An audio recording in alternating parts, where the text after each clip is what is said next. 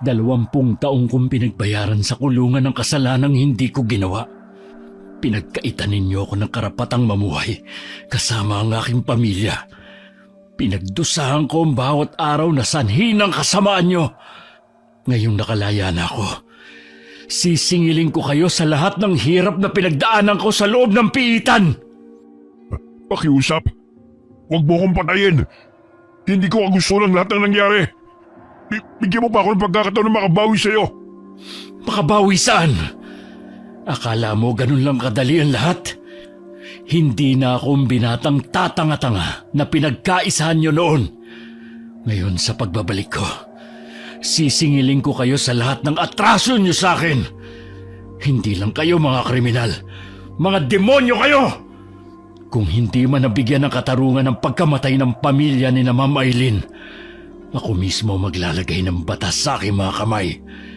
Hahanapin ko mga kasamahan mong aswang na siyang tunay na may sala. Itong sayo! Huwag! Magandang araw po Kaingkong at sa inyong mga tagapakinig. Tawagin niyo na lamang po ako sa pangalang Palong. Tubong Cotabato at kasalukuyang 89 na taong gulang. Isa akong ex-convict. Biktima ako ng maling akusasyon ng mga taong may antas sa lipunan. Subalit may itinatagong lihim sa likod ng magara nilang kasuotan. Taong 1956, 20 taon lamang ako noon. Isa akong katulong sa babuyan ni na Ma'am Eileen. Ako'y nakulong sa salang pagpatay sa kanilang pamilya. 45 taon na ako nang makalabas sa kulungan. Pinagdusahan ko ng mahigit 25 taon ang kasalanang ipinaratang sa akin. Bagamat ang aking buhay sa kulungan ay nakatulong upang mapuksa ang mga taong halangang kaluluwa na siyang dahilan ng aking pagkakabilanggo at paghasik ng lagim ng mga masasamang nilalang sa baryong aking sinilangan. Ako si Palong at ito ang aking kwento. Ay, hindi ko alam kung magiging masaya ba ako o malulungkot sa parol na natanggap ko, Tang. Halos kalahati ng buhay ko dito na ako sa kulungan. Kayo na nga naging pamilya ko Simula nang makulong kayo, madalas kong naririnig ang panalangin mo makalaya. O ayan na, dininig na ng Diyos ang mga hinaing mo, sapagkat alam niyang wala kang kasalanan at biktima ka lang ng karahasan ng mga taong may mataas sa posisyon sa lipunan. Paano ko magsisimula? Gayong patay na sina Inang at Amang. Tsaka, sino naman ang tatanggap sa isang ex-convict na katulad ko sa trabaho? Di ba madalas mong ikinukwento sa akin noon na may bata kang itinuring na kapatid? Yung batang kasama mong namasukan sa mga amo mong pinatay? Oo. Si Ino. Pero hindi ko naman alam kung saan siya hahanapin. Kawawa nga yun, Tang Palaboy ang batang yun. Parang sinto-sinto. Ngunit napakasipag. Kaya nga isinama ko noon sa babuyan ni na Ma'am Eileen dahil madalas na pinagtitripan ng mga tambay na bugbugin. Ay, ano na kaya naging kalagayan ni Ino simula nung makulong ako? Hindi naman siguro umalis sa baryo kung saan kayo naninirahan dati. Marahil naalala ka pa noon. Sana nga ho, Tang. Kailan bang labas mo rito sa kulungan? 2 buwan pa ho. Ikaw nga rin, di ba lalabas din? Oo.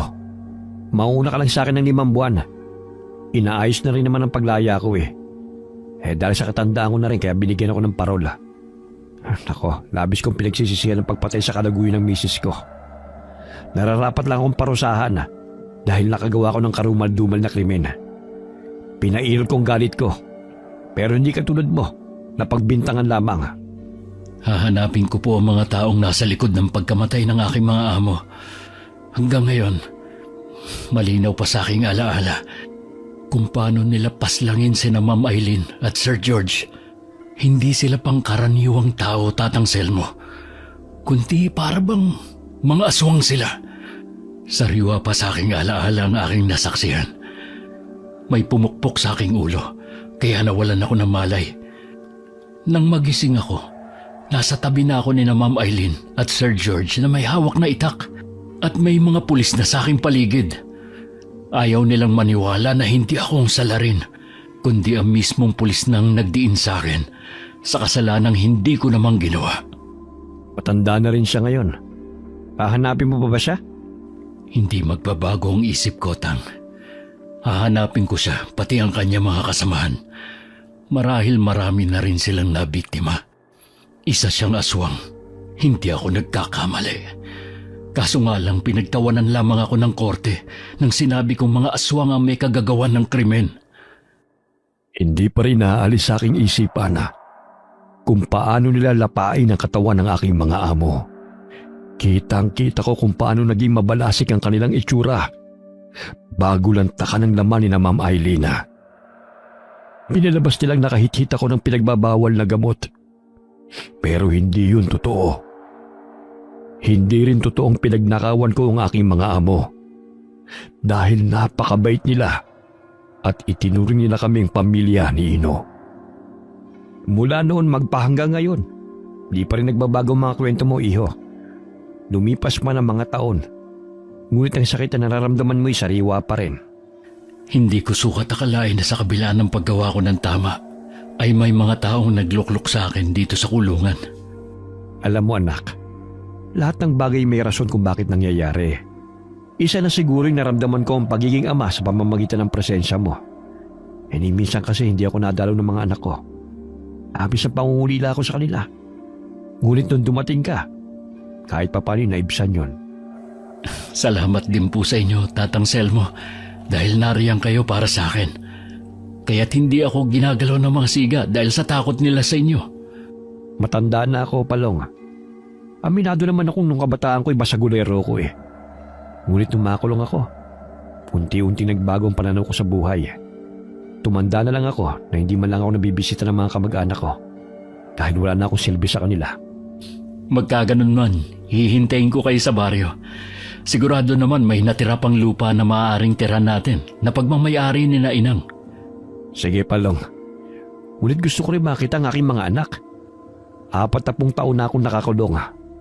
Marahil marami na akong apo. Nangibabaw ang lungkot at pangamba na aking naramdaman kaysa sa tuwa. Sapagkat ng panahon na yun ay hindi ko alam kung ano magiging buhay ko pagkalabas ko ng kulungan. Bagamat matindi ang aking pagdanais na hanapin ang mga tunay na salarin sa pagkamatay ng aking mga amo at sanahin ang aking pagkakakulong. Paulit-ulit pa rin nanunumbalik sa aking isipan ang kanilang mga mababalasik na itsura. 1 linggo na lamang makakalabas na ako ng kulungan. Baka ibang tao na nakatira sa dati naming bahay dahil matagal nang namayapa sina Inang at Amang. Oh, Palong, ating gabi na hindi ka pa natutulog. Pasensya na po, Tang, kung nagising ka dahil sa panay balikwas ko. Nainitan lang kasi ako eh. Nainitan o malalim ang iniisip mo? Parehas lang naman tayo eh. Maraming bagay ang bumabagabag sa isipan ko. Kung tatanggapin ba ako ng mga anak ko o itatakwil. Kung ano magiging buhay paglabas ko rito sa kulungan.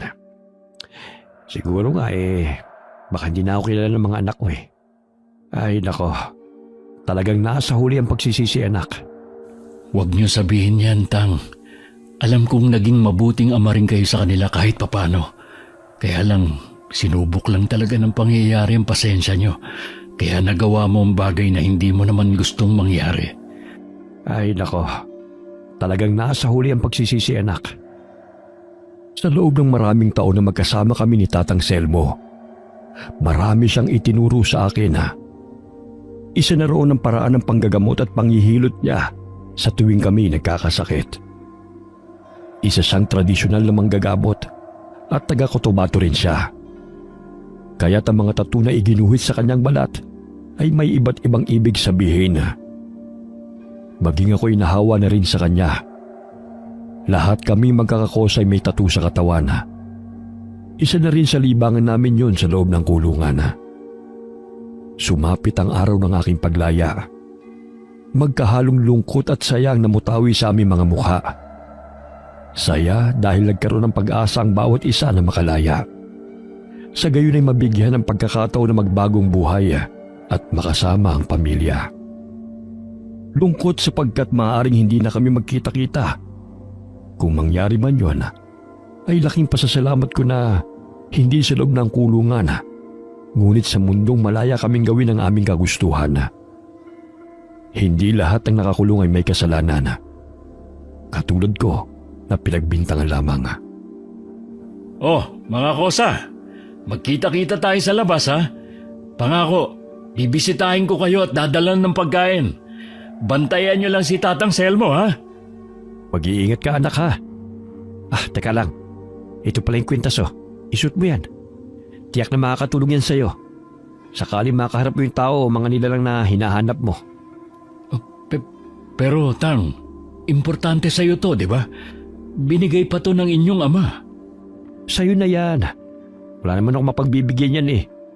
Tsaka alam ko namang hindi tatanggapin yan ng mga anak ko kung sakaling ibibigay ko sa kanila. Kailangan mo yan. Kaya tanggapin mo na. Salamat, Tatang Selmo.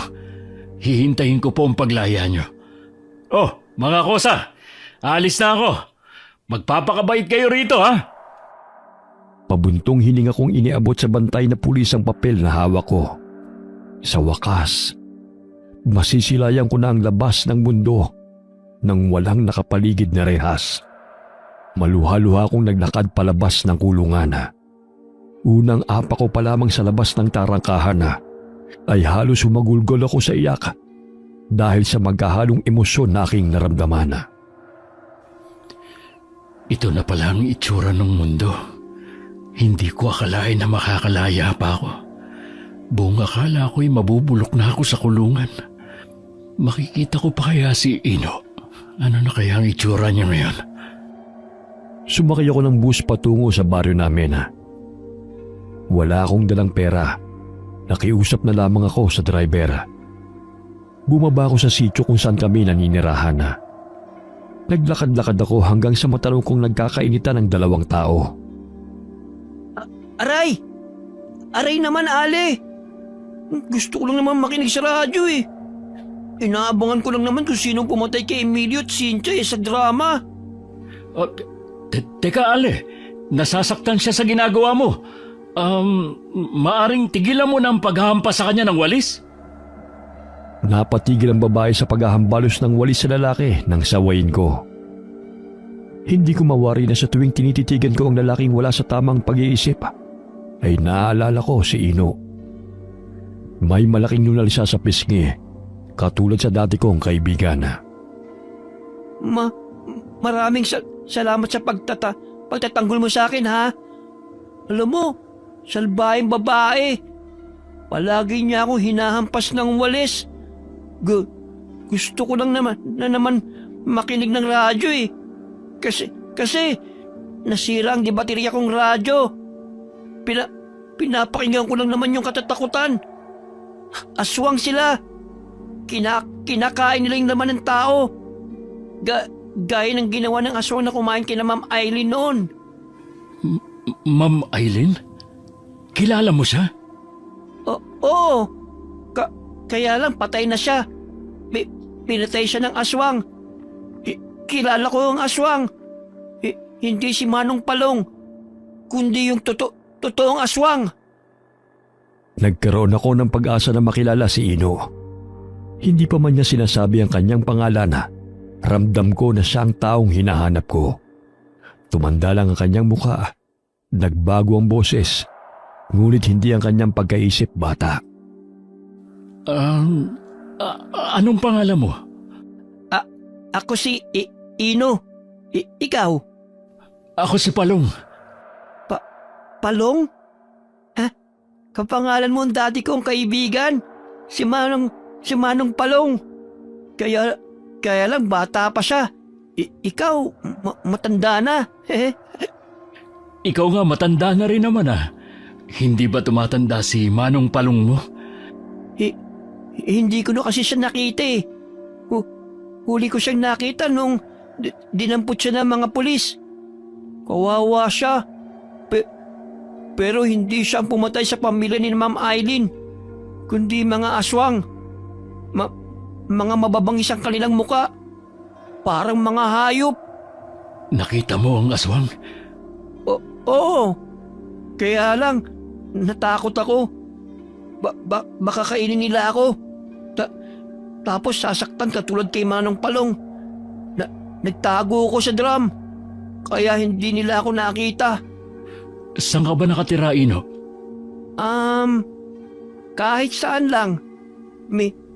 Minsan sa gilid ng kalsada. Sa palengke.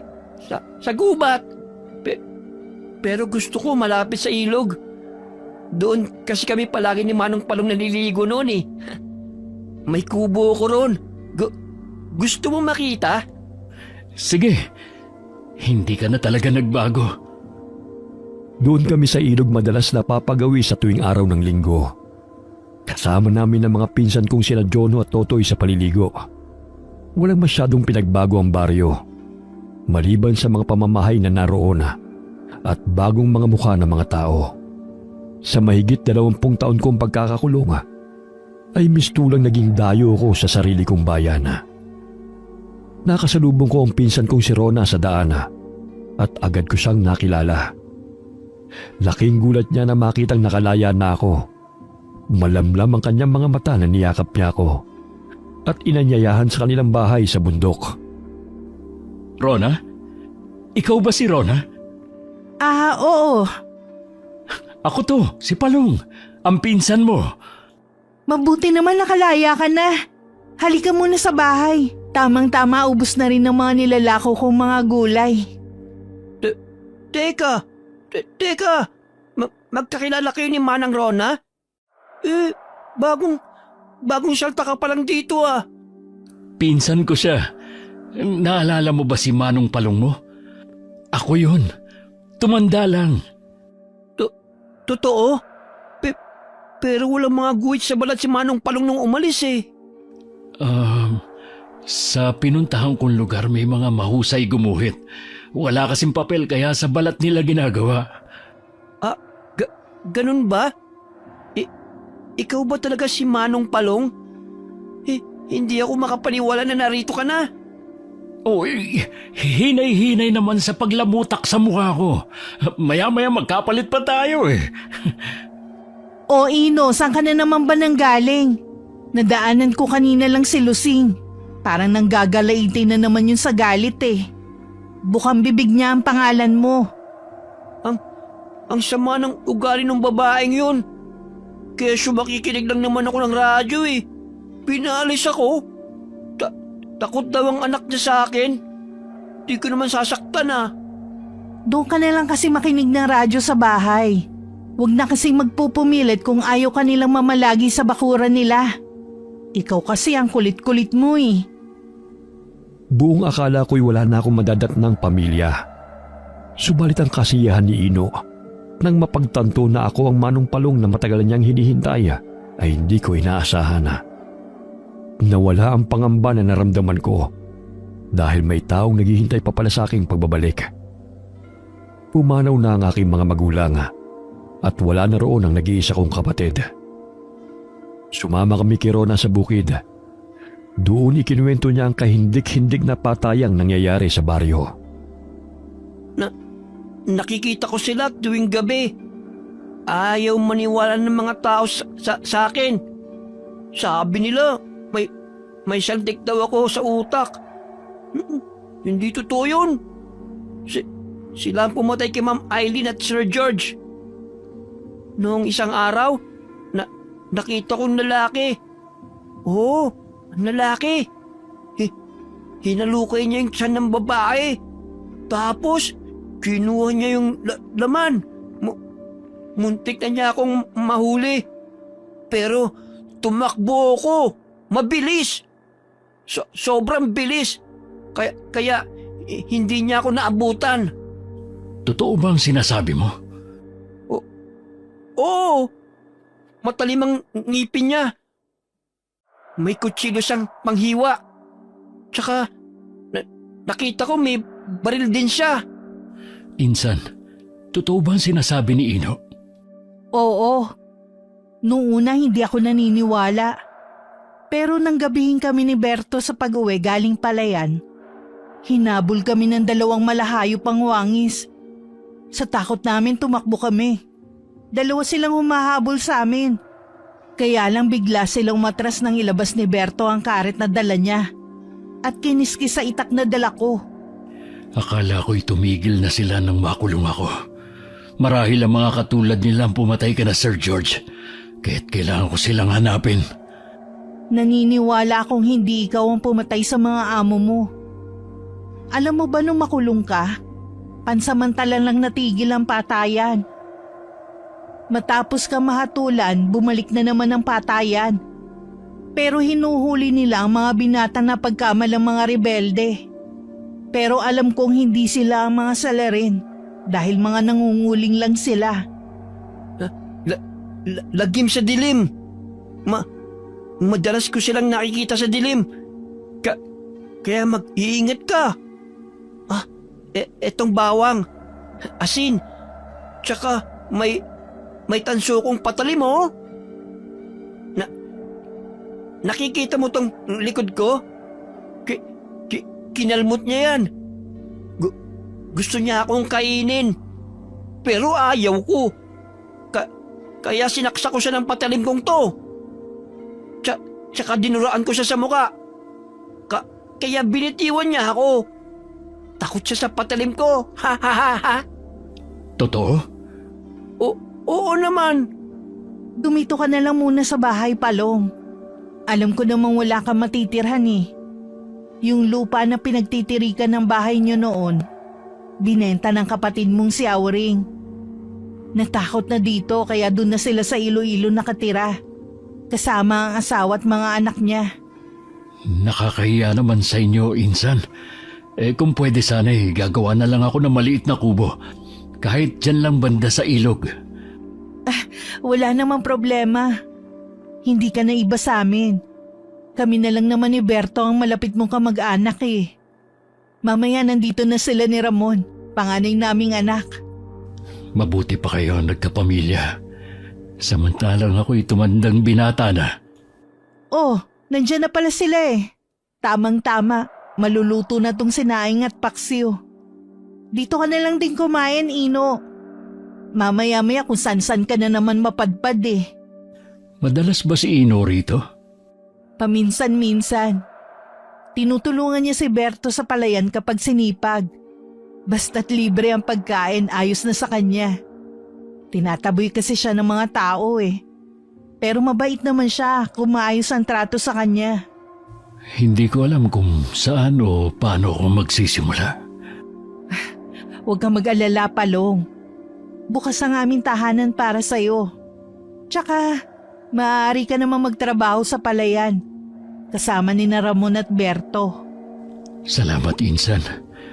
Mula noon kayo lang talaga naging mabuti sa amin. Hanggang ngayon ay hindi ka pa rin nagbabago. Sino pa ba magtutulungan kundi tayo lang naman? Pasensya ka na nga pala, hindi na kita nadalaw sa kulungan ha. Huling dalaw ko nung ibinigay ko sa pulis ang liham para sa'yo. Hindi na ako pumasok dahil buntis ako ng panahong yun. Ako nga ang dapat humingi ng paumanhin eh. Naabala pa kita pero maraming salamat, Insan. Dahil sa'yo nalaman ko ang kalagayan ni na amang at inang. Hindi na kasi naagapan ng sakit nila. Kaya sunod-sunod silang namatay. Maluha-luha na sana ako habang nakikipagkwentuhan sa pinsan kong si Rona.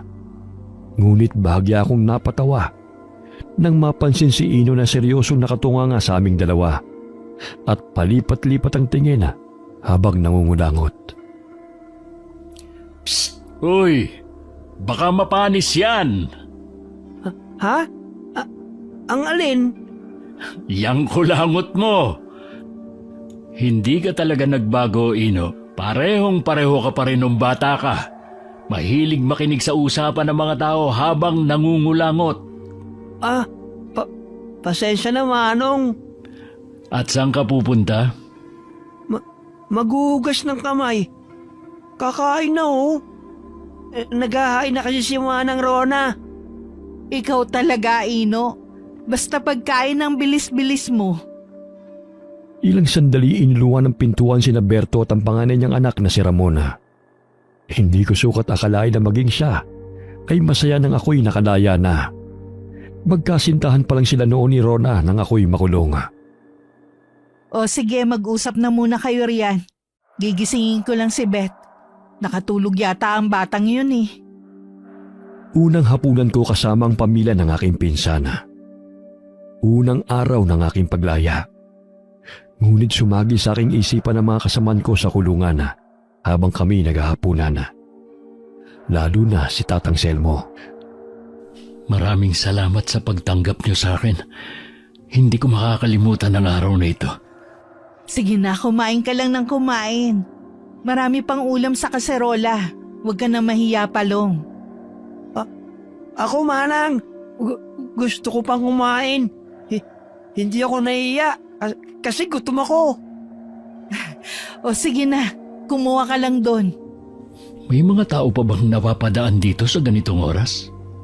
Minsan, pero kapag sumapit na ang dilim, wala nang lumalabas sa kani-kanilang mga bahay dahil sa takot.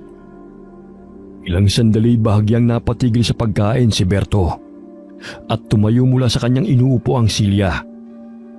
Sumilip siya ng bintana at kinuha ang kanyang itak sa dingding. Batid ko may panganib na nagbabadya sa paligid. Kasabay ng mga huni ng mga kuliglig sa katahimikan ng gabi ay ang mga kaluskos na nagbumula sa mga inaapakang mga dahon. Gabi ng lagim. Aswang sa dilim. Nariyan lamang sila sa paligid. Nakakatakot. Nakakasindak ang mabangis nilang mga itsura. Siguro may dumaan lang ng mga magsasaka ngayong gabi. Nagiging alerto kami rito pagsapit ng dilim sa takot na lusubin ng masasamang nilalang. Kahit saan man magpunta, tila walang katahimikan. Katulad na lamang sa kulungan kapag naroon ka, kung saan-saan na napapadpad ang isipan mo. Dito sa labas, hindi pa rin ligtas. Mas nakakatakot pa nga eh, dahil hindi mo alam kung sino ang kalaban. Manang Rona, sinimot ko ng tutong na kanin. Sayang eh. Ay nako, Ino. Sige na, ilagay mo na lang ang mga pinggan sa lababo. Bukas na lang natin hugasan yan. Manang Rona, parang may nakamasid dito sa bahay. Saan? Ayun oh, nasa malayo siya. Hindi ko makita ang muka, pero sigurado akong tao. Nasaan siya? Ayun, tumakbo na siya. Baka gustong humingi ng pagkain. Kaya lang naubos ko na ang kanin eh. Hayaan mo na siya. Kakatok yan kapag gustong humingi. Sige na, maglatag ka na ng banig dun sa sala. Dito na lang si Palong sa papag. Bukas tulungan mo si Manong mo sa paggawa ng kubo ha, Ino? Oo naman. Kukuha ko ng kawayan bukas. Marami. Hindi ako makatulog ng gabing yon. Maraming sumasagi sa isipan ko. Katulad na lamang kung paano ko mahanap ang mga salarin na siyang sanhi ng aking pagkakakulong. Iminulat ko ang aking mga mata nang may marinig na mga yabag patungo sa bahay. Palapit ng palapit kasabay ng naririnig kong humahangos. Napasilip ako sa siwang ng dingding at naaninaw kong may tao sa labas ng bahay at matalim itong nakatingin. Sino na naman kaya yon? Malalim na ang gabi, kaya marahil ay gumagala ng sinasabi ni Ino na mga aswang sa dilim. Ang daming mga lamok naman to. Mahuli ko lang kayo. Titirasin ko yung mga bibig nyo. Napansin kong umalis ang taong papalapit na sana sa bahay nang marinig ang malakas na boses ni Ino. Ano kaya ang pakay ng taong yan? Tsaka sa ganitong oras pa siya pupunta? Parang hindi normal na tao yon.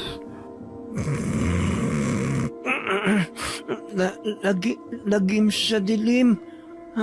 Aswang na lagim.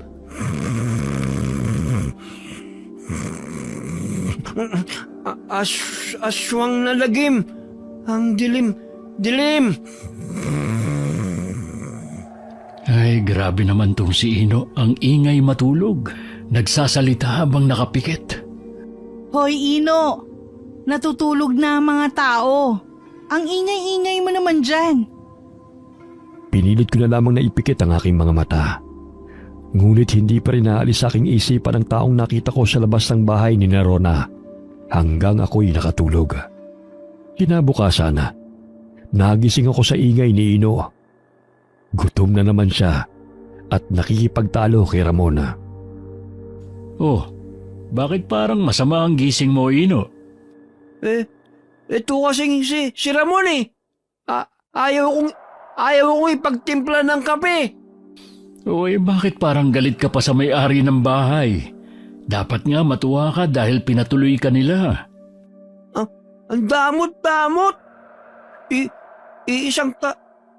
Isang tasa lang naman ang hinihingi ko eh. Parang nakainom ka na nga eh. Oo. Kaso, gusto kong dagdagan ng isa pa.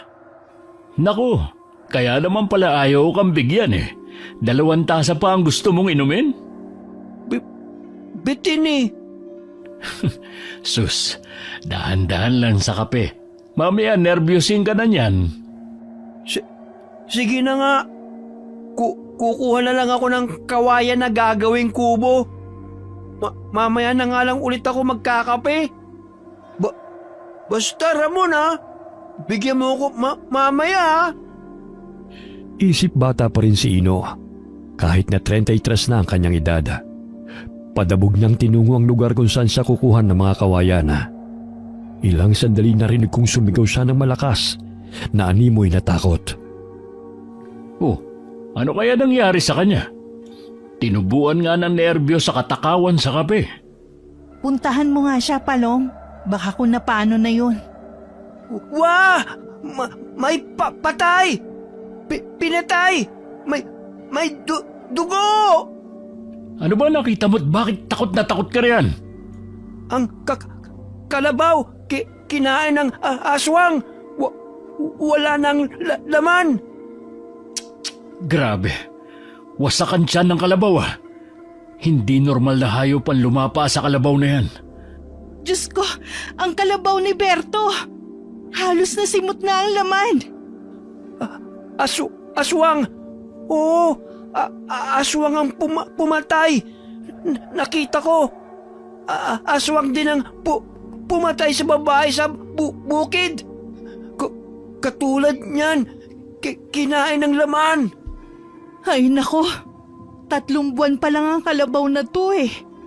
Pangalawang anak ng kalabaw na ginagamit ni Berto sa pagsasaka. Ito ang malaking problema namin dito sa baryo, Palong. Malaking perwisyo sa kabuhayan ng mga tao mga pumapatay sa mga hayop. Naaapektuhan na ang mga kabuhayan namin. Pero wala naman kami maituro kung sino o ano may gawa nito. Dahil ayon sa kapulisan, maaaring mga mababangis na hayop daw. Malalaman din natin kung hayop nga ba ang gumawa nito o talagang totoong aswang. Ililibing ko na lang to bago pa umalingasaw ang amoy. Sige, kayo na ang bahala riyan. Malaking problema na naman to. Naghukay kami ng lupa ni Ino upang ilibing ang natirang katawan ng patay na kalabaw. Saglit akong napatigil sa paghuhukay ng lupa nang mapansin kong may taong nagmamasid sa amin. Ang pulis! Siya ang aswang! Magtago tayo! Papatay niya tayo! Ayokong kainin niya! Magtago tayo, bilis! Kumalma ka nga. Walang aswang. Tirik na tirik ang araw oh. Nakita ko siya! Ang aswang na pumatay sa babae! May baril! May pangil! Sinong babae? Sa maisan! Siya ang aswang! Nakita ko! Hindi ako nagsisinungaling! O siya, naniniwala na ako sa'yo. Tigilan mo na yung pagsasabunot sa buhok mo. Pumasok na tayo sa bahay! Aswang siya! Hindi ko maintindihan ang takot ni Ino ng sandaling yun. Mangiyak-iyak pa siya habang sinasabi na aswang ang lalaking naka-uniforme ng pulis na lumalapit sa amin. Magandang araw sa iyo, Ginoo. Bago ka rito ah. Opo sir, magandang araw po. Ano bang inilibing mo riyan? Tila bala ka sa pag-uukay ah. Ang namatay na kalabaw ng pinsang ko. Ayan oh. Hoy! Pulis! Layuan mo si Manong! Huwag mo siyang hulihin! Hindi siya ang pumatay sa kalabaw, kundi ikaw! Nag-iingay na naman ang sintu-sintong yan ah. Nandito na naman pala siya. Siya bang may kagagawan sa pagkamatay ng kalabaw? Hindi. Siya nga nakakitang namatay ang kalabaw kaninang umaga eh. Maiba ho ako, sir. Ano po ang sadya niyo rito? Tumuronda kami ng mga kasamaan ko. Dahil naging talamak na ang pagkamatay ng mga hayop. Maging ng mga tao rito sa bundok. Tsaka may reklamo rin kami natatanggap tungkol sa panggugulo ni Ino sa kanilang mga kabahayan. May sakit lang sa pag-iisip si Ino pero hindi naman niya kayang pumatay. Gusto ko lang malaman kung nasan siya nung nakaraang gabi. Dahil may napabalitang namatay na babae at siyang itinuturong huling nakaalitan ng ginang. Hoy! Umalis ka rito! Masama kang tao!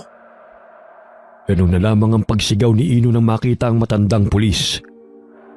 Naging pamilyar sa akin ang taong dumating.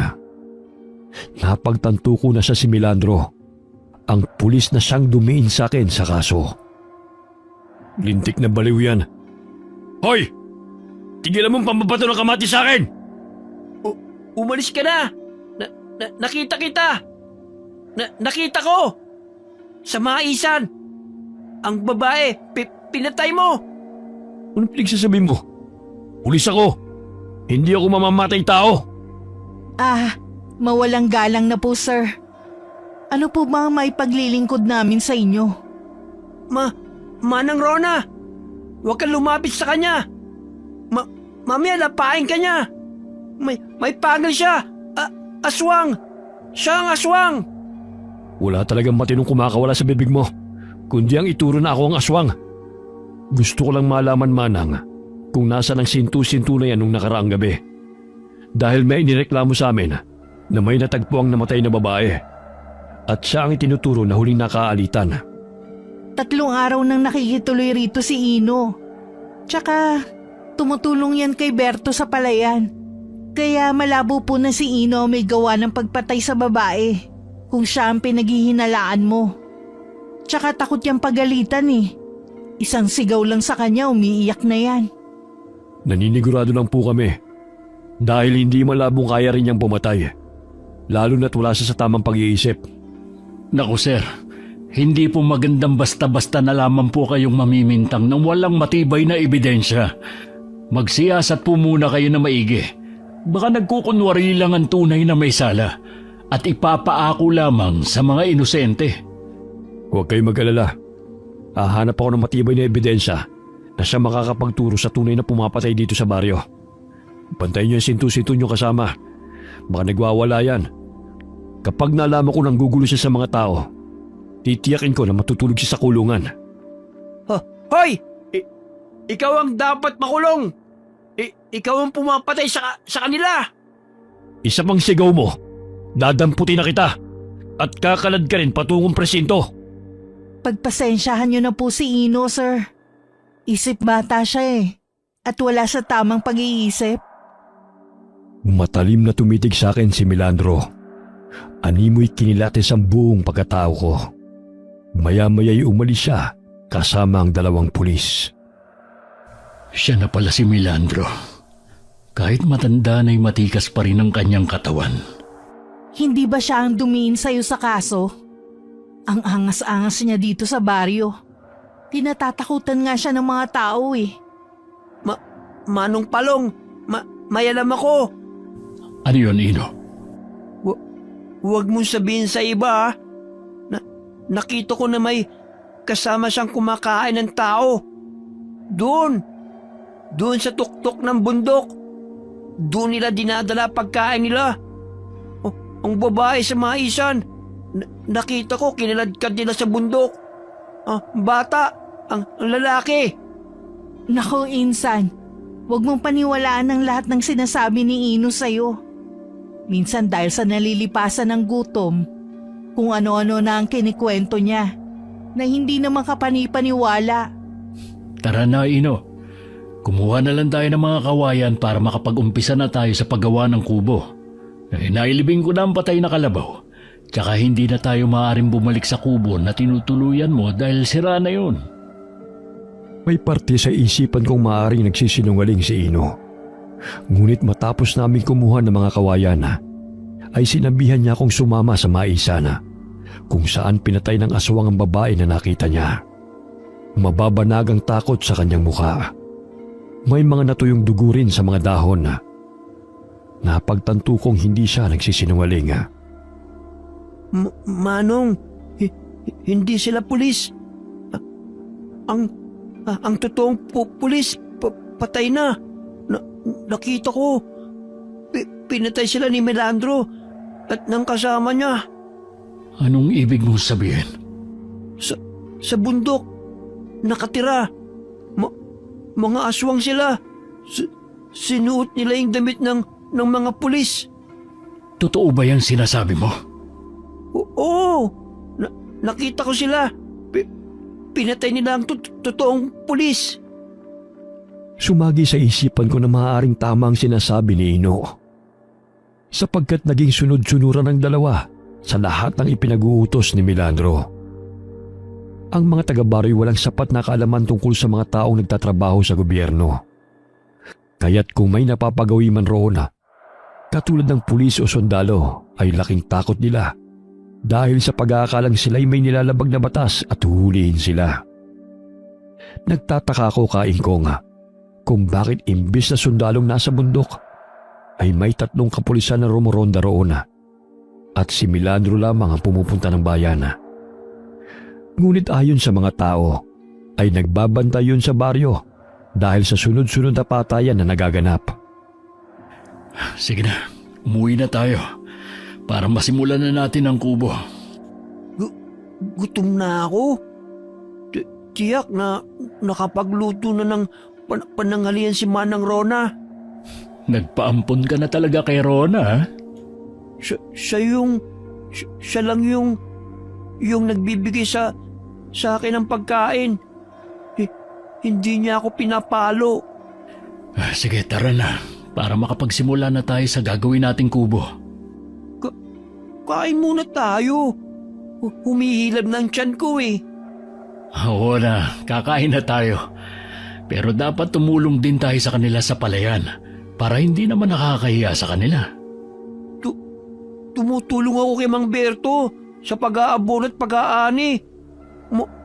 Masipag ako, Manong. O yun naman pala eh. Mabuti naman kung ganon. Napatigil kami sa paglalakad ni Ino nang makasalubong ang 2 pulis na kanyang tinutukoy na kasamahan ni Melandro. Hindi sila katulad ng mga pulis na nakakasalamuhan namin sa loob ng bilibid. Ramdam ko ang kakaiba sa kanilang mga itsura dahil hindi sila makatingin ng diretsyo nang binati ko sila.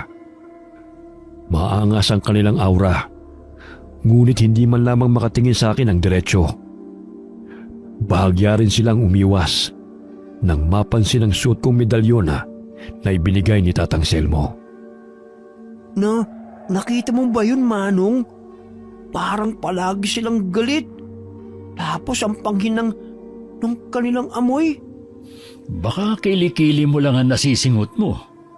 Ay, oo. Ang bao nga. Nakalimutan ko. 2 araw na pala akong hindi nakakaligo sa ilog. Kaya nga maligo ka muna bago kumain, ha? Mamaya mawalan pa ng ganang kumain ng katabi mo.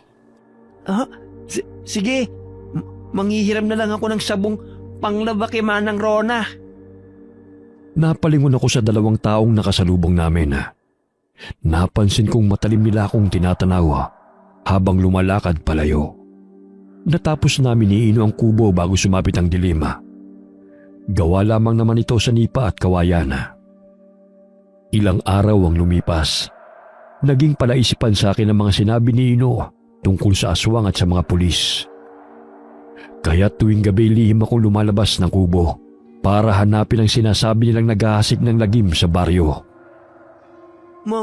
Manong, saan ka pupunta? Shh!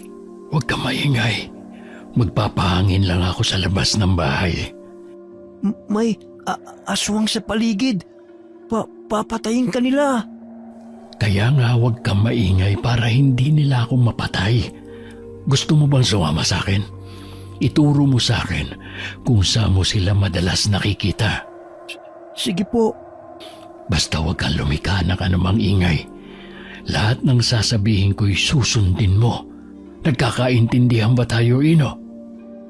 Oo, Manong. O siya, kunin mo yung karet sa ilalim ng higaan natin. Dadaling ko ang kutsilyo ko. Tanso ito. Napulot ko sa daan matagal na. Isasaksak ko ulit sa aswang. Ikaw ang bahala. Basta sundin mo ang mga sasabihin ko. Huwag matigas ang ulo, ha?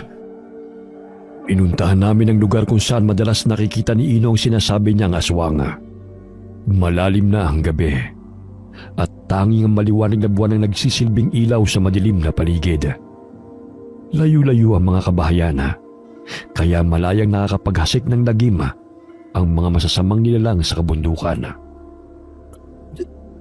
Diyan sa kubo na yan, nakatira ang mga aswang. Kita ko, pati ang pulis na matanda, aswang siya. Sige, bantayan na lang natin kung may lalabas ngang aswang na sinasabi mo. Ayun, may paparating. Nandyan sila. Alam ko ang tunog ng mga yabag nila. Magtago na lamang muna tayo rito sa mga talahib. Ilang sandali na aninaw naming may kinakaladkad ang 2 taong pinaghihinalaan ni Ino ng mga aswang.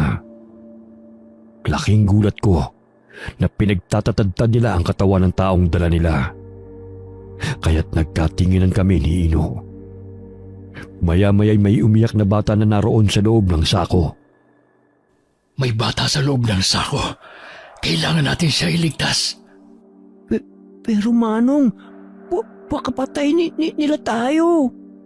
Dumito ka na lang. Hindi na ako takot mamatay. Dahil simula nung makulong ako, tinanggalan na ako ng karapatang mabuhay ng payapa. Dahan-dahan kong tinungo ang kinaroroonan ng 2 taong abala sa pagtadtad ng kanilang biktima. Dumiretso ko sa sako kung saan naririnig kong may batang umiiyak. Marahan ko yung binuksan at bumungad sa akin ang batang lalaki na nasa 7 taong gulang. Shh! Huwag ka matakot. Ililigtas kita, bata. Sino ka? Bitiwan mo ang batang yan. Mga demonyo kayo!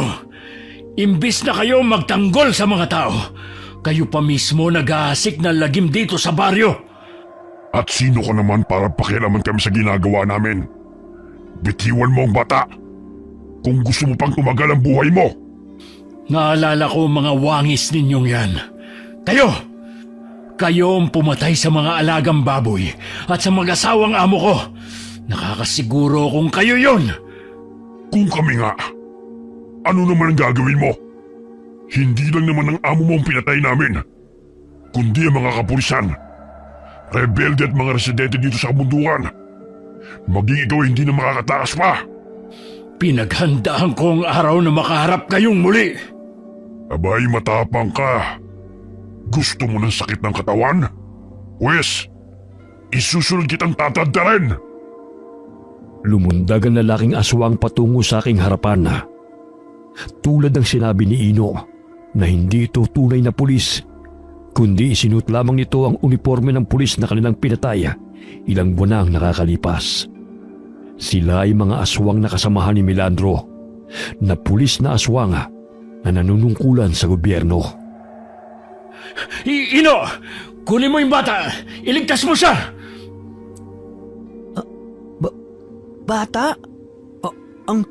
Ang bata na nasa sako. Kailangan ko siyang iligtas. Ang lakas ng loob mong kalabanin kami. Walang sino man ang nakakaligtas sa amin. Magi ikaw, nakalalaya lamang sa kulungan. Nagawa ka naming idiin noon. Magagawa ka rin namin patayin ngayon. Yun ay kung hahayaan kong mabuhay pa kayo. Kayo ang dapat na parusahan, hindi ang mga inosenteng mga mamamayan. Hoy, bata, aalis na tayo rito. May mga aswang. Papatay nila tayo. Kinarga ni Ino ang batang lalaki habang pinipigilan ko ang isang aswang na lumapit sa kanila.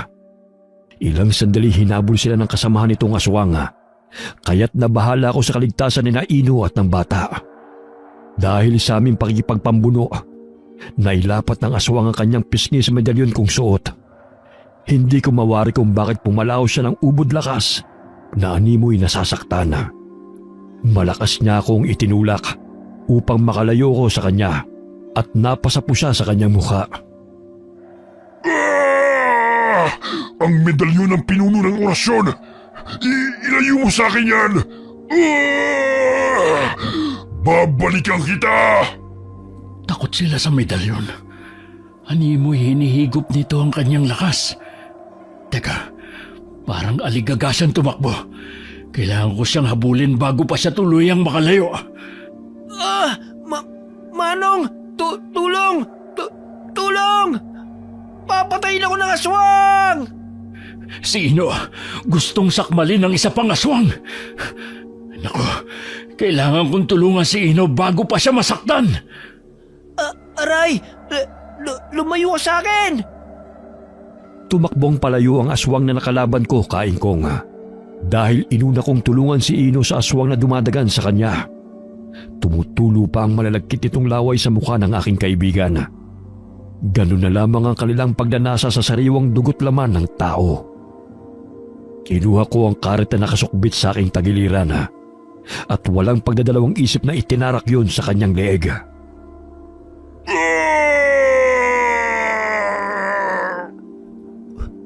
Wah! Dugo! Dugo! Mamamatay na ako! Tulong! Tulong! Hindi mo yan dugo, kundi sa aswang yan. Buhay pa ako? Paulit-ulit kong inundensa ng saksak gamit ang karet at sinipa ko siya nang makitang puno na ng sugat ang kanyang katawan. Ganun na lamang ang panggigigil ni Ino nang siya'y makabangon at sinuntok-suntok ang mukha ng aswang na muntik nang pumatay sa kanya. Gusto mo pa talaga akong patayin, ha? Yan! Yan ang dapat sa'yo! Eto pa! Ang sama-sama mo! Ino, tama na yan. Natatakot na ang bata sa'yo. Hindi! Kailangan kong patayin ang aswang na to! Masama sila! Kinakain nila ang mga tao! Itali na lang natin sa puno para hindi na makatakas pa.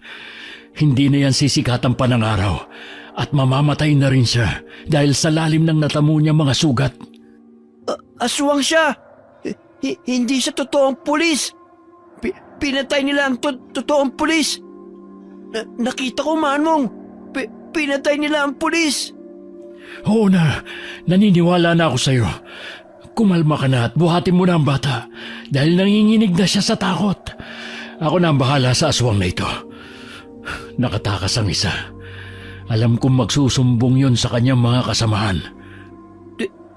Tignan mo ang itsura niya, oh.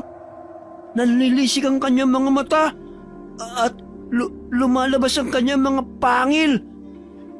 Hindi siya tao. Aswang sila. Ayaw maniwala ng mga taga-baryo sa akin. Sabi nila, baliw ako.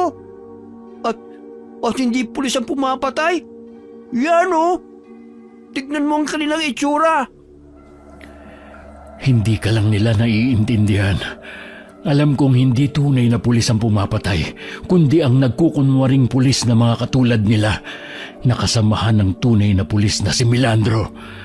Naguguluhan lang ang mga taga-baryo sa paliwanag mo, Ino. Oo, yun. Aray, ang sakit ng braso ko. Bumao ng mga kuko niya kanina eh. Lintik na aswang na yan. Tama na yan. Lupaypay na yan, kahit pa ulit-ulit mo pantadyakan. Hindi pa nakontento si Ino. Kumuha siya ng mga baging at ipinulupot yon sa leeg ng lalaking aswang. Halos lumuwa ang mga mata nito habang nakalawit pa ang dila. Karamihan sa mga tao sa panahon ngayon ay hindi naniniwala sa mga aswang. Ngunit kitang-kita ko na hindi normal ang kanilang itsura. Mabalasik ang kanilang mga muka at malakas ang pang-amoy sa sariwang laman at dugo.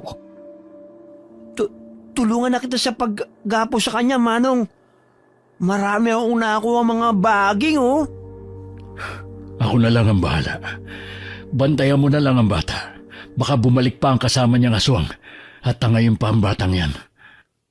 Hoy, aswang! Nasa na ang iba mong mga kasama? Alam ko, marami kayo. Paano pa makakapagsalita yan? Pinuluputan mo ng baging ang leg at nakalawit pa ang dila niya.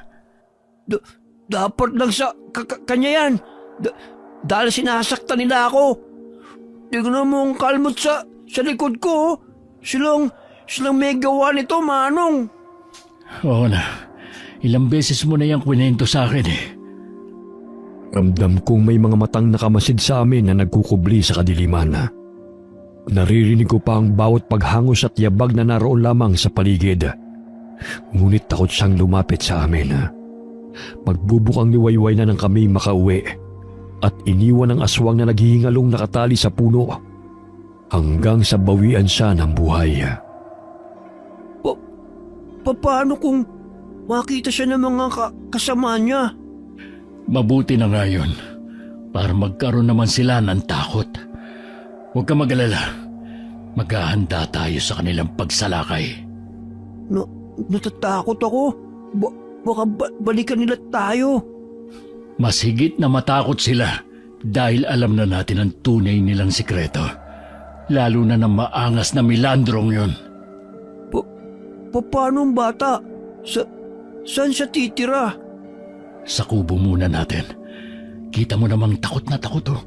Isa pa, kailangan nating humingi ng tulong sa barangay para makauwi ng batang to sa kanyang mga kamag-anak. Paano natin malalaman kung sinong kamag-anak niya? Hindi nga nagsasalita, oh. Hoy, bata! Anong pangalan mo? Huwag kang umiyak dyan! Paano magsasalita yan na itinatakot mo? Huwag mo kasing sigawan. Kausapin mo ng mahinahon. Ang tapang mo naman kung makipag-usap. Sige. Bata? Bata, anong pangalan mo? Saan ka nakatira? Ayaw niya magsalita. Pipi yatang batang to eh. Hayaan mo na muna siya makapagpahinga. Natatakot pa yan, kaya hindi pa magawang magsalita. Napag-alaman naming anak na magsasaka ang batang lalaki. Ang kanyang ama ang tinadtad ng mga aswang. Pansamantala silang natulog sa kamalig dahil sa pagbabantay sa kanilang mga palay. Hindi nila namalaya na pinasok ng mga aswang ang kamalig na kanilang tinutuluyan. Napuruhan ng kanyang ama nang hambalusin ang kawayan sa ulo gamit ang kawayan. Kinaumagahan, laking pagtataka ng pinsan kong si Rona kung sino ang bata na aming kasama nang dalhan niya kami ng ulam. O sino ang batang to? Ewan ko. Ayaw magsalita eh. Tanungin mo nga siya, Manang. Ang ibig kong sabihin, paano siya napadpad dito? Kaninong anak to? Hindi nga nagsasalita eh. Wala sigurong dila. O di kaya, pipi ang batang yan. Parang takot na takot siya. Ay, Insan, narito ka pala. May inayos lang ako sa likod ng kubo. Sino ang batang to, Palong? Iniligtas namin mula sa mga aswang na umaaligid dito sa baryo. Totoo sila. Nakasagupa namin. Marahil may mga kasamahan pa silang naninirahan lang dito sa liblib ng baryo. Naku, paano na yan? Baka balikan nila kayo. Kahit naman hindi sila labanan, matindi pa rin naman ang takot ng mga tao tuwing sumasapit ang dilim. Kaya't kumari, ay ikayatin natin ang mga taga-baryo na makiisa para sugpuin ang mga halang na kaluluwa ng mga aswang. Sigurado na ako kung sino-sino sila. Si Milandro, ang pulis na paggala-gala dito sa baryo ay isang aswang. Kaya gano'n na lamang ang pagdiin niya sa akin noon. Dahil siya ang tunay na salarin sa pagkamatay ng aking mga amo. Ngayon, sigurado ako na siya ang pumasok sa bahay ni na Ma'am Eileen. At hindi lang ako namamalikmata. Ang mga pulis na kasama niya ay mga aswang. Napatay ko ang isa sa kanila kagabi. Ay, ano ba yan? Totoo bang sinasabi mo, Palong? Oo, totoo. Maging ang mga ikikwento ni Ino. Ang lugar kung saan sila nakikita nito, itinuro niya sa akin. Doon namin nakita ang batang ito, kasama ang kanyang ama na pinatay ng 2 aswang. Parang ang bango ah. May pagkain ka bang dala, Manang Rona? Ay naku, oo nga pala. May dala kong sinigang na bangus dito. Mag-almusal muna kayo bago ko pa makalimutan. Salamat, Insan. Basta ang biling ko sa inyo, napaghandaan natin ang mga naghahasik ng lagim dito sa baryo. Hindi na ako natatakot na makulong muli, pero sisiguruhin kong mapapatay ko silang lahat. Ay, ano ba yan, Palong? Basta mag-iingat ka.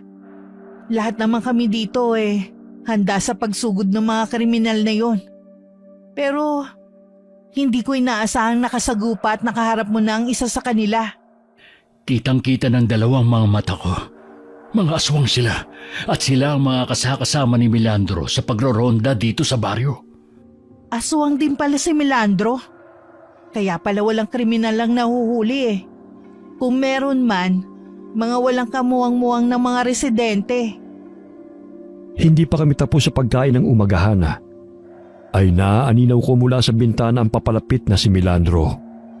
Mababanag ang galit sa kanyang mukha, kaya't agad akong lumabas ng kubo dahil alam ko kung ano ang kanyang pakay. Oh, mabuti naman nagkita tayo muli. Ikaw pala si Palong, bagong laya sa piitan. Kumusta naman ang buhay mo ron? Anong sadya mo, sir? Kay aga-aga mo namang rumonda. May krimeng kasing naganap kagabi. May nakapagsumbong na pag-alaga ka raw dito sa baryo.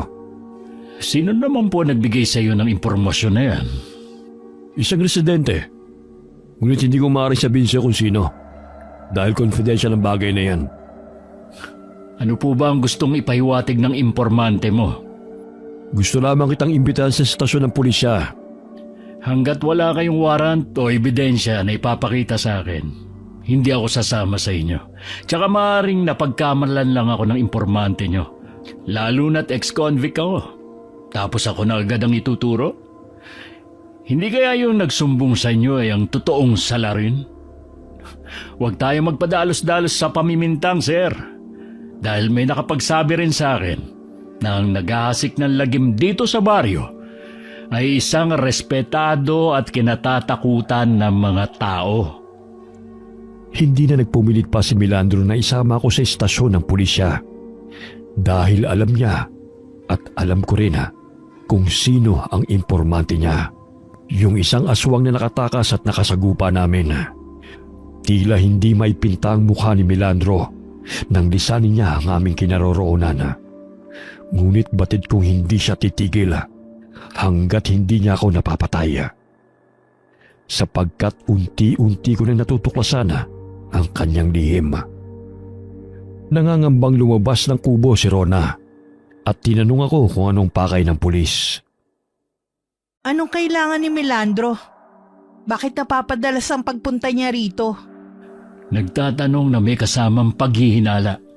Sa tono ng pagsasalita niya, kulang na lang ipaako sa akin ang mga krimen na nagaganap dito sa baryo. Napansin mo ba, Insan, na hindi niya kasama ang 2 pulis na kasakasama niya palagi? Ay, oo nga. Ano kaya nangyari sa 2 yun? Ibig sabihin, kumpirmado ngang sila yung nakasagupa namin kagabi. Hindi ako nagkakamali dahil naka-uniforme sila ng pulis. Totoong sinabi ni Ino na nagkukunwari lamang sila dahil ang tunay na pulis na dapat sana'y rumoronda rito ay pinatay nila. At ang mga kasama ni Melandro ay ang mga aswang na siyang naninirahan sa kabundukan. Alam mo, Insan, may narinig ako noon na usap-usapan. Baka totoo nga yun eh. Para kasing nagkatugma-tugma sa pangyayari ngayon. Yang si Melandro, nung baguhan pa siya sa pagiging pulis, palagi siyang bumibisita sa bahay ng kanyang lolo na tsuhin ng kanyang ama. Haka-haka noon pa man na ang matandang si Ising isang aswang. Walang pamilya at nag-iisa sa buhay. Naalala ko noon kinuwento ng tiyahin ko. Bago mamatay si Tandang Ising, si Melandro ang pumunta sa bahay niya. Tapos nang lumabas si Melandro sa bahay, nawalan ng buhay ang matandang si Ising. Hindi kaya si Melandro ang naging tagapagmana nito sa pagiging aswang bago mamatay ang matanda? Siguro. Kitang-kita ko noon na si Melandro ang pumasok sa bahay ni na Sir George. Nagtatalo pa sila dahil sa negosyong babuyan ng aking amo. Umalis siya matapos ang mainit nilang pag-uusap, pero hindi ko inaasahan na babalik siya pagsapit ng hating gabi. Hindi ako nagkakamali na si Melandro yon dahil natatandaan ko ang kanyang muka. Bagamat laking takot ko nung patayin niya mag-asawa at nag-iisang anak ng mga ito. Nilantakan nila ang mga laman ng mga ito. Kasama niya ang 2 mabangis na mga aswang. Laking takot ko na makita kong pangyayaring yon. Kaya nanatili ako sa silid namin ni Ino. Ngunit may matigas na bagay na tumama sa ulo ko. Pagkagising ko kinabukasan, nakita kong daron si Melandro kasama ang ibang mga pulis at mga tao na tinuturo ako bilang salarin na siya mismo may kagagawan. Pinagkibit-balikat lang namin noon ang usap-usapan na yun. Dahil akala ko naman hindi totoo. Pero ngayon natagni-tagni ko ang pangyayari. Ay, siya pa nga ang dapat na tagapagtanggol dito sa baryo. Pero siya pa pala ang nagpapahamak sa mga tao. Paano natin mapapaniwala ang mga taga-baryo na aswang si Melandro? Hindi naman natin sila basta-basta mapapaniwala. Lalo na't ex-convict ako at hindi nila ako paniniwalaan. Ngunit gagawa ako ng paraan upang matigil na ang kahibangan ng Melandrong yan. Napahinto kami sa pag-uusap ni Rona nang marinig kong pumalahaw si Ino. Kaya't dali-dali kami pumasok sa kubo. O Ino, bakit ka na naman sumisigaw dyan? Ito kasing bata, inubos ang ulam. Napakatao niyang kumain. Ay naku, akala ko kung ano na Salbahe kang bata. Bakit ba inubos ang ulam? Hindi ka nga nagsasalita. Pero napakatakaw mo sa pagkain. Hayaan mo na siya. Nakakain ka na naman Bisita natin siya. Kaya't huwag mo na siyang awayin. Kung hindi ka lang namin bisita, inupakan na kitang bata ka. Inubos mo yung ulam? Painis? Ikaw talaga, Ino. Parang 5 taong gulang ang pag-iisip mo. Ay sige na, iligpit mo na ang pinagkainan natin. Maya-maya ihatid na natin ang batang yan sa kanila. Alam mo ba kung taga saan ang batang yan, Palong? Hindi nga Limitado lang ang kanyang salita nang tanungin ko. Tsaka takot na takot pa at ayaw lumabas ng bahay. Hindi naman tayo makakahingi ng tulong kay Kapitan Balita ko lumuwas ng bayan dahil nagkasakit raw ang anak niya kaya bumisita ron. Ganun ba? Pagpapahingahin ko na lang muna yung batang yan. Bukas na lamang namin ni Ino hahanapin kung saan siya nakatira. Siguro naman makapagsasalita na rin siya na maayos. Malalim na ang gabi. Nagising ako dahil sa ingay ng mga residente sa labas ng kubo na tinutuluyan namin. Agad akong bumangon upang harapin ang mga taong nagsisigawan. Sumunod din si Ino na nooy naghihikab pa. Magandang gabi ho sa inyo. Malalim na ang gabi. Ngunit napasugod pa ho kayo rito. Carmel? May dala po ba kayong pagkain? Bakit naparito kayo? Tumahimik ka muna, Ino. Ako na lang ang kakausap sa kanila. Gusto kong sugurin ni Carmel dahil ayon sa kanila, mas lalong gumulo ang baryo ng manirahan ako roon. Naging talamak ang patayan at maaaring ako ang dahilan. Naku naman, Carmel. Alam naman natin na kahit hindi pa ako nakakalabas ng kulungan, naging talamak na ang patayan dito sa baryo. Ay sino naman ang nagsabi sa inyo na akong may kagagawa ng bagay na yon? Sana buksan niyo mga mata niyo, lalo na sa mga taong nakakausap at nakakasalamuha niyo, dahil ang inaakala ninyong tagapagtanggol ay siya pa pala ang tunay na nagpapahamak dito sa baryo. Matagal ako sa piitan, pinagdusahan ng kasalanang pinaratang sa akin. Hindi na ako papayag na ang katulad nyo ang muling aapak at sisira sa pagkatao ko. Tama! Tama! Umalis na kayo rito kung wala naman kayong dalang pagkain.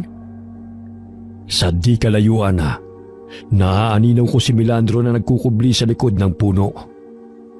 Alam kong siyang may pakananalusubin ako ng mga tao. Magmasid kayo. Huwag maging bulag sa katotohanan na nasa paligid lamang ang traidor sa baryong ito. Maging ako'y nakalaban ko ang tunay na salarin. Tao sa umaga, demonyo sa gabi. Kaya maging kayo, mag-ingat. Hindi ako ang kalaban dito, kundi ang mga mapagkunwaring tao na nakakasalamuha nyo. Ilang sandali pa'y lumabas ng kanilang bahay sina Rona at Berto. Patakbo nilang tinungo ang aming kinaroroonan at inawat ang mga taong galit na bumubulyaw sa akin. Ano ba nangyayari dito? Bakit naman 10 oras ng gabi binubulyawan niyo si Palong? Ayan kasi sina Carmel at ang mga kasama niya. Sinabi nila si Manong Palong ang pumapatay. Akala ko may dala silang pagkain eh. Wala naman pala. Naku naman, Carmel. Kalalaya lamang ng pinsan ko. Pero hindi ibig sabihin nun na masama na siyang tao at siya ang pumapatay. Hindi naman lingid sa kaalaman natin na kahit wala pa siya rito eh. Nangyayari na ang kinatatakutan natin, hindi ba? Kaya wag tayo basta-basta mamimintang. Huminga ng malalim ang matandang lalaki at matalim akong tinitigan. Matapos namin silang kausapin, ay umalis naman sila kaagad na hindi pa rin kumbinsido na inosente ako sa sunod-sunod na patayang nagaganap. Lalo na sa pagkawala ng mga alagang hayop ng mga magsasaka. Pasensya na kayo, Insan. Naabala patuloy ang pagpapahinga nyo ni Berto. Ano ba ang sumagi sa isipan ng mga taong yun? Bakit ikaw ang napagkamalang pumapatay? Alam naman nilang noon pa yan nangyayari eh. Ay, may maituro lang talaga sila. Di ba? Masama ang mamintang, Manang Rona. Pero ang pulis, sila ang totoong pumapatay. Nakita ko. Marahil sinadya talaga ng kriminal na yon na sugurin ng mga alagang hayop ng mga magsasaka. Sa gayon akong pagbintangan. Napakatuso talaga niya. Maiba ko. Nasaan na ba yung batang nailigtas nyo? Nakauwi na siya sa kanila. Nagkataon na may napadaang 2 babae rito kaninang hapon at may hinahanap na bata. Nakilala sila ng bata at sinabing tiyahin niya raw ang mga yon. Nakausap ko ang 2 babae. Maging sila'y naniniwala na aswang ang pumatay sa ama ng bata. Inilibing na raw nila kanina dahil halos tad-tad na ang katawan ng lalaki. Ilang beses na rin may napapagawi sa kanilang mga tahanan. Batid nilang hindi mga rebelde, kundi mga aswang. Nakakapangilabot na talaga ang mga aswang na yan. Maging ang mga otoridad walang nagagawa para matigil ang patayan. Sinisisi na lang sa mababangis na hayop. Hindi naman sila naniniwala sa mga aswang. Paano sila maniniwala? Ang mga pulis ang mga aswang. Huy Ino, ang bibig mo ha? Tumahimik ka baka may makarinig sa'yo. Totoo na naman na sinasabi ko Sila ang pumapatay. Nakita ko. Sige na, Insan. Umuwi na kayo. Nabulabog pa tuloy ang pagpapahinga nyo. Umuwi ng bahay sina Rona at Berto. Ngunit ramdam ko pa rin ang mabigat na enerhiyang naroon sa paligid. Maaaring sa tulong ng medalyon na suot ko, kaya't nararamdaman ko ang presensya ng kalaban. May nakaukit na triangulo sa bilog na medalyon at may isang mata na naroon sa gitna. Pumasok na tayo, Ino. Alam ko may mga matang nakamasid sa atin na nagkukubli lamang sa paligid. Mata? Nasaan ang mata? Tutusukin ko yun. Ang tapang-tapang mo pag nandito ako. Pero sigaw ka naman ng sigaw kahit nauubusan ka lang ng ulam. Sa di kalayuan ay may nakita akong tumatakbong tao. Kaya naisipan kong sundan siya kung saan siya patungo. Manong, saan ka pupunta? May pupuntahan lang ako. Dumito ka na lang. Mamaya hindi ko pa maabutan ang hahabulin ko. Bakit? Mabilis naman akong tumakbo ah. Sasama ako. Sa di kalayuan, may naririnig kaming ungol ng matandang lalaki. Palayo ng palayo. Kaya't marahan kaming nagkubli ni Ino sa mga damuhan. Bit-bit ang aming mga patalim.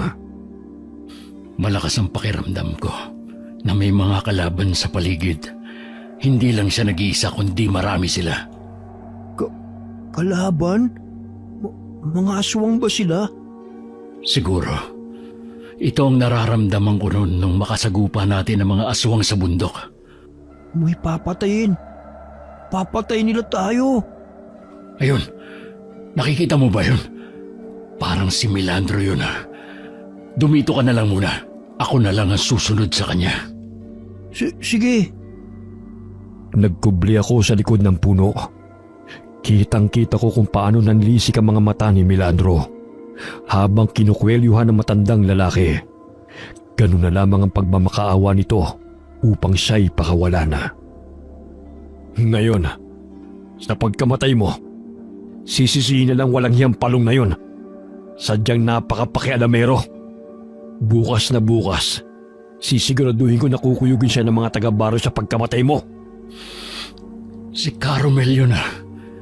Ungas talaga ang Milandrong yan. Walang patawad sa pagkitil ng buhay. Tumayo ako mula sa aking pinagkukublian at buong lakas kong inihagis ang hawak kong itak patungo sa kinaroroonan ng aswang na si Milandro. Naging mabalasik na ang kanyang itsura at muntik na niyang masakmal si Caromel. Sino nagmamayari ng patalim na ito? Natamaan ko siya sa braso. Mabuti na lang at hindi natamaan si Caromel. Ikaw? Wala ka talagang kadala-dala. Gusto mo talagang isunod kita sa matandang to? Pareho kayong pakialamero. Bitawan mo si Caromel. Papatayin mo rin ba siya? Katulad sa mga nabiktima mo dahil nalaman niya ang lihim mo. Alam mo, Milandro, laking kahangalan kung bakit mo pa ako binuhay. Sinuwerte ka lang kahit papano. Kung wala sanang paparating ng mga tao, sana naging lamang ka na rin ng mga sikmura namin. Hindi ako makapaniwala sa narinig ko kahit papano'y nakaligtas ako dahil sa mga taong dumating. Lingid sa aking kaalaman, yun ay dahil kay Ino na nakalabas ng bahay at nakahingi ng tulong sa mga pinakamalapit na kabahayan. Nagkaroon ng pagkakataong makatakbo si Caromel palayo sa aswang na si Milandro. Ilang sandali lumapit ang mga kasamang aswang ni Milandro. Ganun na lamang ang takot sa mukha ng matandang lalaki nang makumpirma na hindi lamang mababangis na hayop ang pumapatay sa baryo, kundi totoong mga aswang. Samantala, Aray! Aray! Ang dami mga langgam mo! Gusto pa akong papakin! Hala, si Caromel yun ah! Hoy! Saan ka pupunta? Ngayon, titiyakin ko mauubos ko ng dugo mo. Dahil matagal ka nang namumuro sa akin. Sintu-sintu ka! Ikaw aswang ka! Pinatay mo yung babae sa maisan! Ito ang asin! matakot ka sa asin. Aray! Aray! Tama na yan! Ang hapdi ng mata ko! Yan, kasi malaki yung mga mata mo. Lagyan mo ng asin para lumiit. Hoy! Baliw! Tama na yan! Ang hapdi! Sinong baliw, ha? Ikaw ang baliw. Dahil kumakain ka ng hindi masarap. Hindi naman pagkain ng mga tao, ah. Ikaw ang baliw. Bobo ka ba? Hindi mo alam ang pagkain? Hoy! Kanin! Isda! At gulay! Yun ang pagkain! Naaninaw kong tila naglalaro lamang si Ino habang sinasabuyan ng asin ang mukha ng aswang. Ganun na lamang ang palahaw nito dahil napupuwing ng matamaan ang kanyang mga mata. Pagapang na lumayo si Carmel kay Melandro, ngunit hinila nito ang paa ng matanda. Kaya sinugod ko siya bit-bit ang dala kong karet. Kinuha niya ang kanyang baril at itinutok yun sa akin.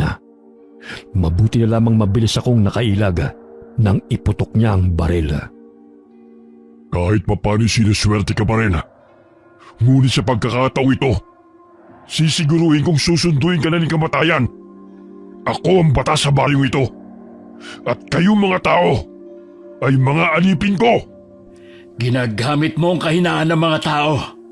Ginagawa mo silang mangmang at pinapaniwala sa baluktot mong batas. Tinatakot para sundin ka nila. Hoy, para malaman mo, hindi lahat ng tao mapapasunod mo. Pagkakamali mo lang ay binuhay mo pa ako. Kahit papano, malakas pa ang kapit ko kay kamatayan. Ipuputok pa sanang muli ni Melandro ang baril. Ngunit malakas na hinampas ni Carmel ang kanyang kamay gamit ang nadampot itong sanga. Kaya't nabitiwan ito ang baril. Hoy tanda! Hindi ba't kinamumuhian mong lalaking yan? Siya at ang sintu-sintu niyang kasama ang pumapatay sa mga alaga niyong hayop. Ngayon mo pa talaga sasabihin sa kanya yan? Gayon nakita na niyan tunay mong pagkatao? Hindi maglalaon, malalaman din ng mga taga-baryo kung gaano kasama ang taong tinitingala nila. Matagal na panahon mo silang niloloko. Bakit ayaw mong sabihin sa kanilang katotohanan na ikaw ang pumatay kina Ma'am Eileen at Sir George? Dahil sa inggit mo sa pag-asenso ng mag-asawa, kaya pati kaibigan mo pinatay mo. Isa kang traidor! Wala kang alam kaya tumahimik ka. Nababagay lamang yun kay George. Dahil pati ang babaeng pinakamamahal ko, siya ang pinili. Kaya hindi ako nanghihinayang sa mga buhay nila. Kung hindi lang naman mapapasakin si Eileen, mas gugustuhin ko pang mamatay sila. Hindi ko alam na ganun pala kalalim ang galit ni Melandro sa aking mga amo at nadamay lamang ako sa galit niya. Napansin kong tumakbo si Ino patungo sa aking kinaroroonan. Wala na ang aswang na kanyang nakalaban at tanging malakas na sigaw ang bumasag sa katahimikan ng gabi. Manong, nabulag na ang aswang. Hihirap na siyang makita na madadaanan niya. Kaya yun, nahulog siya sa bangin. Ino, hanapin mo ang baril na tumilapon. Hindi pwedeng makuha yun ni Melandro. Baka may masaktan pa kapag nakita niya yung muli. Sige, nasaan na ba? Hanapin mo nga eh. Ay, oo nga pala. Bahagya akong napabuntong hininga nang mapansin na may ilang mga taong papalapit sa aming kinaroroonan. Laking pasasalamat ko dahil mauhulit malalaman na ng mga taga-baryo ang tinatagong lihim ni Melandro. Pagamat nadagdagan ang aking pangamba nang maaninaw na hindi yun mga taga-baryo, kundi ang mga aswang na kasamahan ni Melandro na naninirahan sa loob ng kabundukan. Paano ba yan mga kasama? May pagsasalu-saluhan na naman kayo. Huwag na kayo magpatumpik-tumpik pa. Patayin niyo na sila bago pa ipagkalat ng mga yan ang tungkol sa atin. Mga aswang, marami sila? Bumuo ka na talaga ng grupo mo rito sa kabundukan, Melandro. Wala ka talagang kasing sama. Hindi rebelde mga kaaway ng mga tao, kundi mga demonyong katulad nyo! Saan mo ba nakukuhang lakas ng loob mong pagsalita na ko ng ganyan? Ano bang pinagmamalaki mo? Ang buhay mo sa bilibid? Hindi habang buhay maluloko mo mga tao. Malalaman din nila na ikaw ang nagpapalaganap ng karahasan dito sa baryo. Isa ka pang mangmang.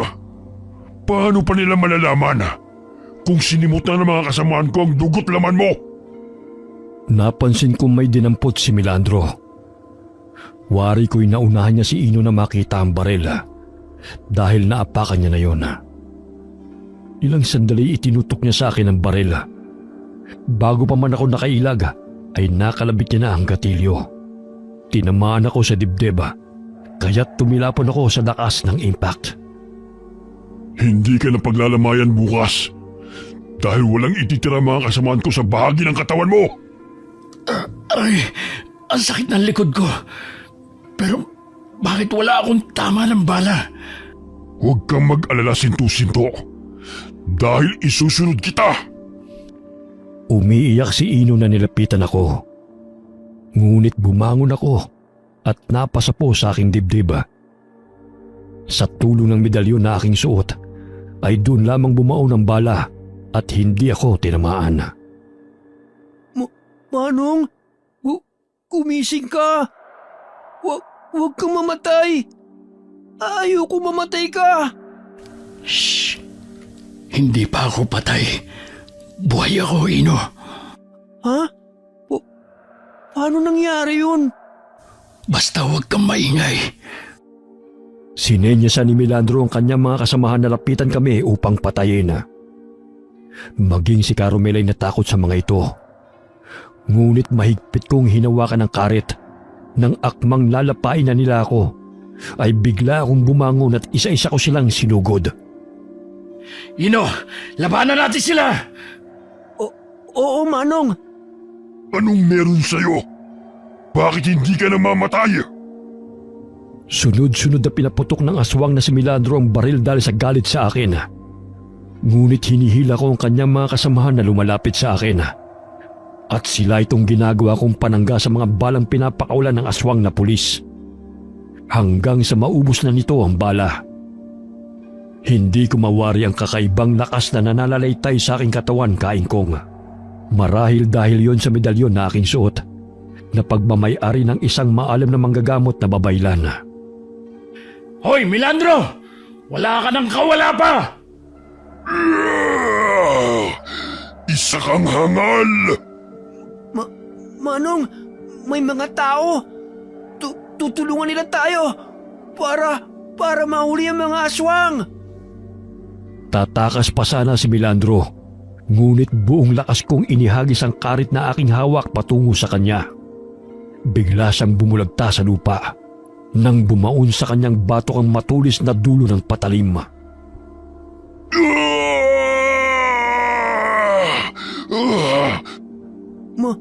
Manong, tinamaan mo siya. Mamamatay na ba siya? Makunat ang buhay niyan. Hindi siya basta-basta mamamatay. Tignan mo, oh. Nagsitakbuhan na yung kanyang mga kasamahan. Takot sila. Natakot sila sa atin. Alalayan mo si Caromel. Parang napilayan yata siya. Natatanong ko si Mang Berto at Manang Rona. Tsaka, mga tao papunta rito. Dahil sa sunod-sunod na putong na pinakawalan ni Milandro, ay natuntun kami ng mga tao. Bumangon pa si Milandro. Ngunit dahil sa malalimang sugat niya sa batok, ay bumagsak din siya. Inapakan ko ang kanyang likod, habang pilit siyang gumagapang palayo. Alam mo, Milandro, kung makukulong man ako sa ginawa ko sa iyo ngayon, wala namang problema sa akin. Kahit papano'y magkakaroon ng saysay ang pagdurusa ko sa kulungan. Sinira mo ang buhay ko. Kaya wala na akong takot na makulong muli. Patayin mo na ako! Ano pang hinihintay mo? Namnamin mo muna ang sakit na unti-unting binabawian ng buhay. Ang mga taga-baryo ang siyang hahatol sa'yo. Isa kang huwad na alagad ng batas. Manong, tignan mo. May nahuhuling mga aswang ang mga tao. Mga kasama ng aswang na yan. Diyos ko naman, Palong. Sino ang taong yan? Si Milandro, ang pulis na kinatatakutan nyo. Tignan mo ang wangis niya. Hindi ako makapaniwala. Parang mababangis na mga hayop nga sila. Sabi ko na sa inyo, natotoo ang mga aswang eh. Ayaw niyong maniwala sa akin. Nakatira sila sa bundok. Naparito kami dahil sa narinig naming mga putok. Bakit kayo napadpad dito?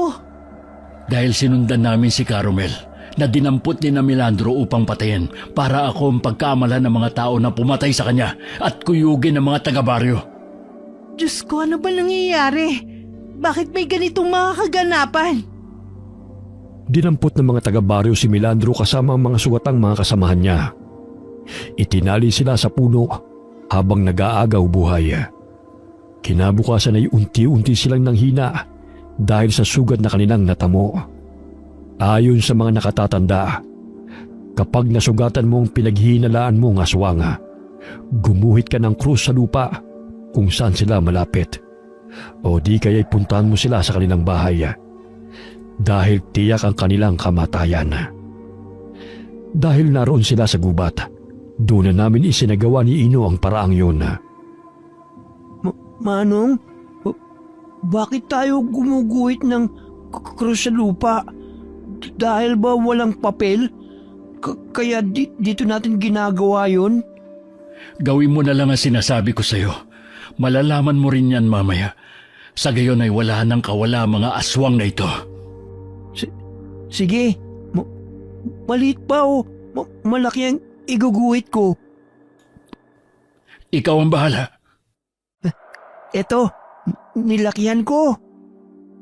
Sa hindi maipaliwanag na kadahilanan ay unti-unting nawala ng buhay ang mga aswang na aming itinali sa puno. Maging si Milandro ay nagwakas ang kanyang buhay. Sumapit ang umaga. Hindi makapaniwala ang mga taga-baryo na ang inaakalang mga mababangis na hayop na lumalapa sa mga alagang hayop ay ang mga mababangis na aswang. Kabilang na roon si Milandro at ang mga kasama niyang pulis na madalas na rumoronda sa paligid. Hindi talaga ako makapaniwala. Laking pasasalamat natin noon dahil may pulis na naninirahan dito sa ating lugar. Pero hindi ko sukat akalain na siya rin pala ang sanhi ng patayan. Ang mga katulad nating nasa laylayan, imbis na tulungan ang mga nakaupo sa posisyon, ay sila pa itong naging dahilan ng ating pagbulusok pababa. Ginagamit nila ang ating kahirapan, kakulangan sa edukasyon, upang tayo ay malamangan. Hindi lahat ng nasa piitan ay may nagawang krimen. Karamihan sa amin doon ay nakakulong pero walang kasalanan. Patay na sila, Manong. Anong gagawin sa mga aswang na yan? Nagtulungan kaming ilibing ang mga aswang na naninirahan sa kabundukan. Napag-alaman kong matagal na palang wala sa serbisyo si Milandro. Ngunit nagkukunwari pa rin siyang aktibong pulis sa baryo. Dahil sa lahat sa edukasyon ng mga naninirahan sa baryo, ay napaniwala pa rin niya mga ito at tinatakot na ipapakulong. Ngunit sa aking pagbabalik, ay natuklasan ko ang baliko niyang batas. Hindi na bababalik ang mga aswang na kasama nila? Sana naman hindi na. Pero dahil alam na ng mga taga-baryo na hindi mga rebelde at mababangis na hayop ang may kagagawa ng patayan, matatakot na rin siguro sila. Basta wag lang maging kampante. Dahil nagtatago lang ang mga yun sa mga liblib na lugar o di kaya lumipat ng matitiran. Ilang gabi ring may naririnig kami mga umaaligid sa mga kabahayan. Kaya't salita ng grupo ng mga kalalakihan sa pagbabantay tuwing gabi. Ayun sila, Manong. Parang may nagtatagong malapit sa palayan ni naman ng Rona. Sisindihan ko na tong ginawa nating pulbura. Pasabugin natin sila. Huwag kang basta-basta magpapasabog. Mamaya magsasaka pa ang masaktan mo. Akin na ang lampara at titignan ko. Tumakbo siya. Natakot na sila sa'yo, Manong. Kinatatakutan ka na ng mga aswang. Ang galing. Nandun siya. Doon ka mag-abang sa kabila. Dito naman ako. Sa gayon ay wala na siyang kawala. Hoy! Aswang! Uhulihin ka namin! May gana pa kayong bumalik, ha? Hay naku, Ino. Paano natin mahuhuli yan ang ingay-ingay mo? Nasambit ko na lamang habang hinahabol ang mabangis na aswang na aming natanaw sa palayan. Maya-maya'y may narinig akong malakas na atungal na mayahanin tulad sa baboy ramo, ngunit nangangarag ang tinig nito. Ayun! Tinamaan ko siya ng sibat! Sige! Tumakbo ka! Kung kaya mo! Oh, bakit hindi mo hinuli? Ang bilis niyang tumakbo eh! Parang kabayo! Pero tinamaan ko siya ng sibat! Narinig mo bang atungal niya? Nakatakas na naman. O siya, hayaan mo na lang yan. Natitiyak kong gutom na sila. Dahil wala na silang mabibiktima, maging ang mga hayop dito sa baryo. Naging mahina na rin ang puwersa nila. Dahil naging aktibo ang mga mamamayan sa pagbabantay sa mga katulad nilang mga aswang. Hindi na ako takot sa kanila. Kapag kasama kita, Manong, takot na rin sila sa akin. Ah, ganun ba? Di astig ka. Dahil kinatatakutan ka nila. Unti-unting naging payapa ang baryo mula sa pananalakay ng mababangis na hayop at mga aswang. Bumisita ako sa kulungan matapos ang problema namin sa baryo. Ngunit hindi ko na naabutan doon si Tatang Selmo. Kaya't pinuntahan ko siya sa address na binigay niya sa akin noon. Masaya akong malaman na kahit papano ay tinanggap siya ng kanyang mga anak. Bagamat 2 buwan matapos siyang makalaya, ay namaya pa siya at ibinurol ang kanyang labi sa bahay ng kanyang anak. Marahil ay hinintay lamang niya ang araw ng kanyang paglaya at makapiling ang kanyang mga anak bago pumanaw. Tinanggap ako ng aking mga kababaryo at nagbagong buhay. Ngunit daladala ko pa rin ang pait ng aking nakaraan at naging malaking aral sa mga taong nakapaligid sa akin na hindi lahat ng mga taong nakakulong ay nakagawa ng kasalanan. Bagkus ang iba'y naging biktima lamang ng makasarili at mapang-aping tao na may antas sa lipunan. Namuhay kami ni Ino bilang magsasaka kasama ang pamilya ng aking pinsan si Rona. Ngunit binansagan ako ng aking mga kababaryo na ex-convict na kinatatakutan ng mga aswang. Wakas.